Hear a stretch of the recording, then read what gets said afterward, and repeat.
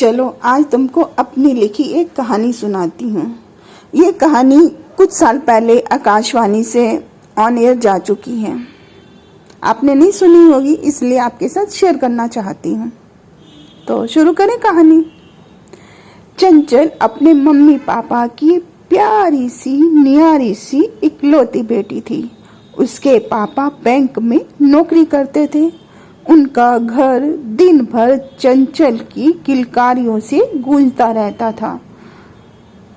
वो चंचल की हर खुशी का ध्यान रखते थे। उसके पापा बैंक से आने के बाद जी भरकर चंचल के साथ खेलते थे और कोशिश करते थे अपना ज्यादा से ज्यादा समय चंचल के साथ बिता सके। जब चंचल स्कूल जाने लायक हो गई तो उसे स्कूल में दाखिल करा दिया गया। ये क्या, चंचल को स्कूल में दाखिल करवाने के बाद से उसका स्वभाव बदलने लगा। अब वो पहले की तरह चहकती नहीं थी, ना ही घर में आने जाने वाले लोगों से कोई बात करती थी। घर से बाहर भी उसे अपने मम्मी पापा के सिवा किसी और से कोई लेना देना नहीं था। उसके पापा ने उसके इस बदले व्यवहार की तरफ कोई ध्यान नहीं दिया। अब वो चंचल के साथ सिर्फ खेलते नहीं थे, बल्कि उसे अपने पास बिठाकर पढ़ाई और होमवर्क भी करवाते थे। जब चंचल तीसरी क्लास में पहुंची तो उसी साल उसके पापा का तबादला यानी ट्रांसफर किसी दूसरे शहर में हो गया। नई जगह, नया माहौल, नया स्कूल, नई टीचर, इन सब के बीच चंचल तालमेल नहीं बिठा पाई। इस बात को उसके मम्मी पापा ने नोटिस ले लिया। धीरे धीरे चंचल का स्वभाव बदलने लगा। यही सब उसके मम्मी पापा के लिए परेशानी की वजह बन गया। ऐसा भी नहीं था कि चंचल पढ़ाई से जी चुराती थी। जिस भी बात को उसे एक बार पढ़ाया या समझाया जाता था, उसे वो भूलती नहीं थी। ये अलग बात थी कि उसने दूसरे बच्चों के साथ खेलना बंद कर दिया था। अब वो बातें भी कम करती थी। हाँ, अब उसने अपने आसपास होने वाली हर गतिविधि को ध्यानपूर्वक देखना शुरू कर दिया था। चंचल की परेशानी पता लगाने के लिए उसके मम्मी पापा ने हर मुमकिन कोशिश कर ली थी, मगर उन्हें सफलता नहीं मिली। चंचल की स्कूल टीचर से मिलकर भी उन्हें कोई वजह समझ नहीं आई, क्योंकि उनकी स्कूल टीचर को चंचल से कोई शिकायत नहीं थी। धीरे धीरे दिन गुजरने लगे। अब चंचल बड़ी हो रही थी, फिर भी उसने कभी अपनी परेशानी के बारे में नहीं बताया। इधर चंचल के मम्मी पापा ने चंचल के दुख को समझने और उसको दूर करने की कोशिश जारी रखी। एक दिन वो चंचल को बाल रोग विशेषज्ञ के पास ले गए। जल्द ही चंचल की परेशानी की वजह समझ आ गई।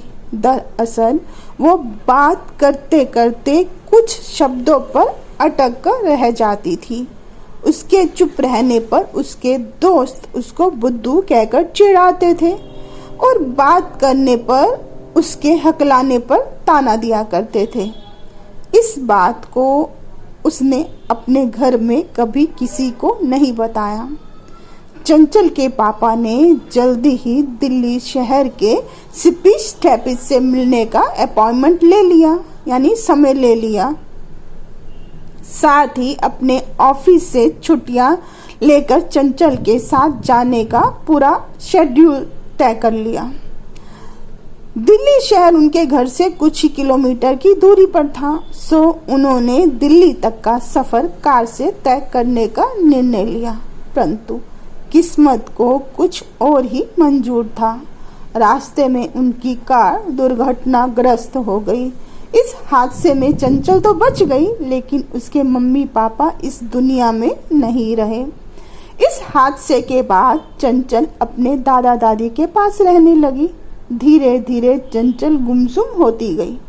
उसका स्कूल जाना छूट गया। चंचल का डॉक्टर से इलाज भी चल रहा था, मगर दवाइयाँ कोई असर नहीं कर रही थी।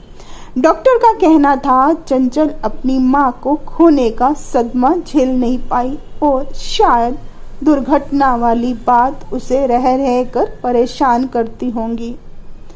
दुर्घटना वाला मतलब जो हादसा हुआ था वो रह रहकर चंचल को परेशान करता होगा, ऐसा डॉक्टर का कहना था।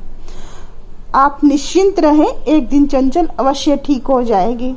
कई महीने बाद भी चंचल की तबीयत में कोई सुधार नहीं आया था। एक दिन चंचल की बुआ चंचल से मिलने आई। उसकी अपनी तो कोई बेटी थी नहीं, सो वो चंचल को अपने घर ले आई। उनका एक बेटा था, उनका नाम अंश था। अंश की अपनी तो कोई बहन थी नहीं, सो उसको दिल बहलाने के लिए एक गुड़िया मिल गई। चंचल की बुआ अपने बेटे से भी ज़्यादा चंचल को प्यार करती थी। अंश भी उसे रोज सुबह सैर पर ले जाता था। इतना ही नहीं, वो अपने घर आने वाले दोस्तों से भी चंचल को मिलवाना नहीं भूलता था। जब उसके कॉलेज की छुट्टी होती वो उसको पिकनिक पर ले जाता था। खाली समय में जब चंचल अकेली होती तो ड्राइंग करना पसंद करती थी। जो कोई भी चंचल की चित्रकारी को देखता वो उसकी तारीफ जरूर करता था। एक बार जब अंश के दोस्त चंचल की ड्राइंग देख रहे थे तो उसके द्वारा बनाई गई एक तस्वीर पर उसके एक दोस्त ने कुछ लिख दिया। उसने लिखा, बोलता चेहरा थोड़ा सा हैरान है, शब्द नहीं है उसके पास लेकिन वो परेशान है।